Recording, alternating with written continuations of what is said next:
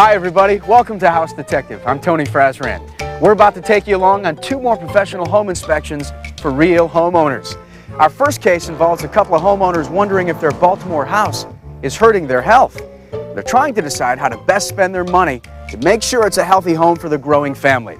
To be safe, they've called in a house detective. Property is a 1955 contemporary in Baltimore, Maryland. The homeowners are Eileen and Keith Tishkin. Our house detective is Reggie Marston, a 30-year veteran builder and home inspector.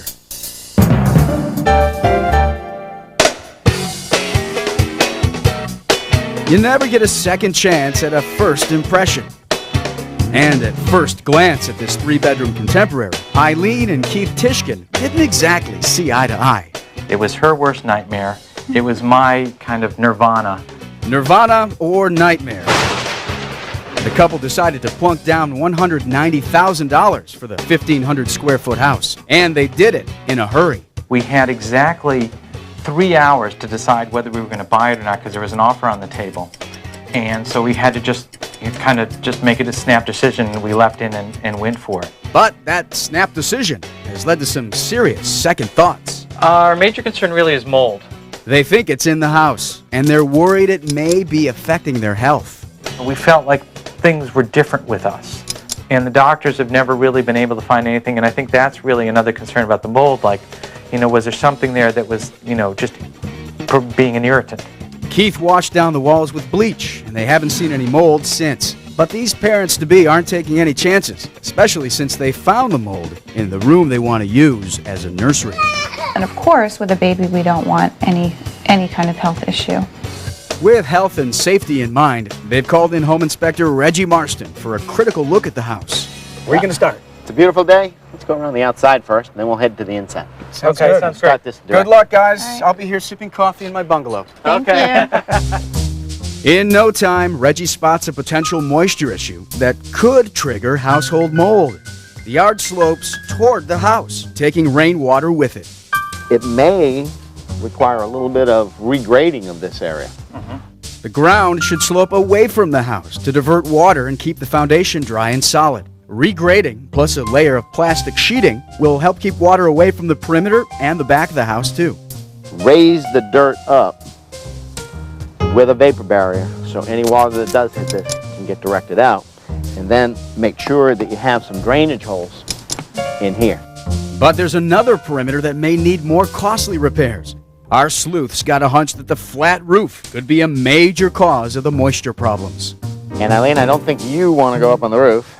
No, So sir. if Keith is comfortable going up, we're going to head on up. Okay. All right, have fun. One glance and Reggie has a heads up for Keith. He needs a new chimney crown. See all the cracks? Yes. Going all the way down through, and the water's coming down in. And that's what's causing the brick to start to fall off. Okay. So that's going to be a priority. A $300 priority. Plus, Reggie recommends a ventilation fan next to the skylight to pull moisture out of the bathroom below. And the tab gets bigger as they roam the roof. Now, I have a real concern down in this area of the house. Okay. A rooftop pool like this is not what Keith and Eileen envisioned when they bought the place. You're up to almost an inch of water. Right. And what that tells me is that the roof in this area has sagged. This appears to be a severe problem. It's pretty serious to have this much water pooling on a roof.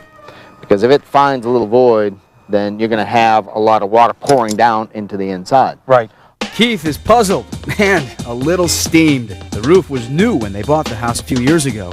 Reggie says it's already falling apart. This actually looks like it's gotten worse in the last year, because I don't remember this in previous years, because I had spent a good amount of time up here. The Tishkins will have to spend at least $2,000 to get their flat roof to shed water. And with the baby on the way, this kind of expense is definitely bad timing. Cooling water, crumbling chimney crown, bathroom vents. I mean, that costs some money, a lot of money. Eileen, you're hearing this for the first time. What are you thinking? Should we get a realtor? I don't know. It's a little upsetting. Yeah. It's very upsetting, actually. And Reggie still hasn't tracked down the mold. When we come back, This is not good right here. a dryer flaw that could spark a fire turns up the heat for our homeowners. Stay on the case with us.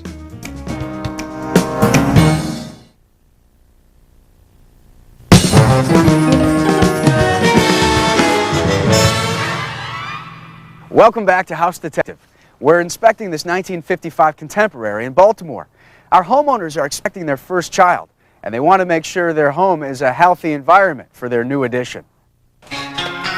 Film professor Keith Tishkin and his wife Eileen have a bit of a medical mystery on their hands. And not just on their hands. They've had scratchy throats and blotchy skin. He went to a dermatologist, and I've just kind of lived with it because I feel it's probably what Keith has.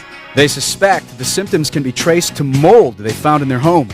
So far, Home Inspector Reggie Marston hasn't found any mold, but he has traced down moisture problems that can lead to mold. Well, news wasn't so good up on the roof. As we head inside, what are you thinking? Hoping for better news inside. Hopefully things that Keith can fix to save us some money. But what our house detective finds next in the bathroom won't save the Tishkins any cash. Just as Reggie suspected, that troublesome skylight above is a sign of moisture trouble below. The lack of a working exhaust fan is the culprit. So you're definitely going to have to get some ventilation in here. And you can see the moisture damage over here. And in this room, where the baby will sleep, Reggie looks for traces of the mold that Keith and Eileen have tried to wash away. Looks like a little moisture, maybe a little mildew on the baseboard. Maybe some from some previous high moisture down in that area. Everything's solid there. Okay.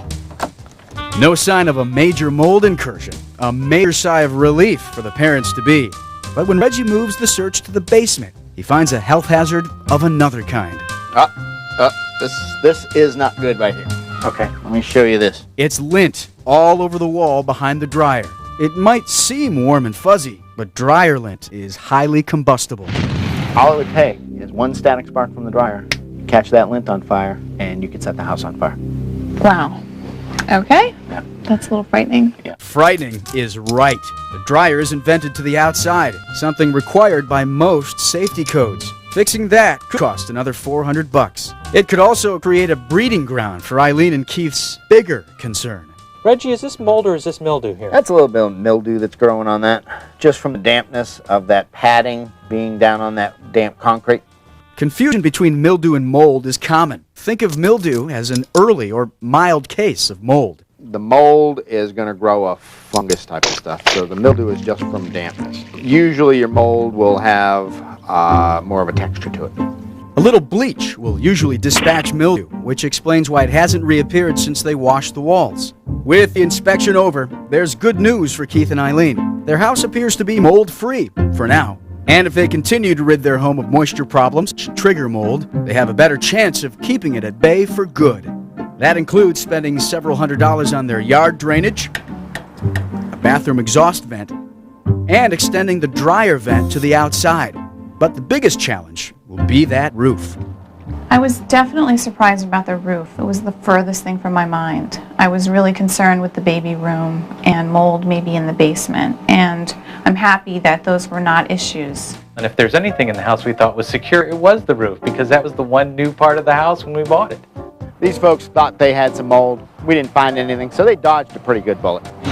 By learning some ways to help improve the health of their home, the Tishkins may improve their own health as well.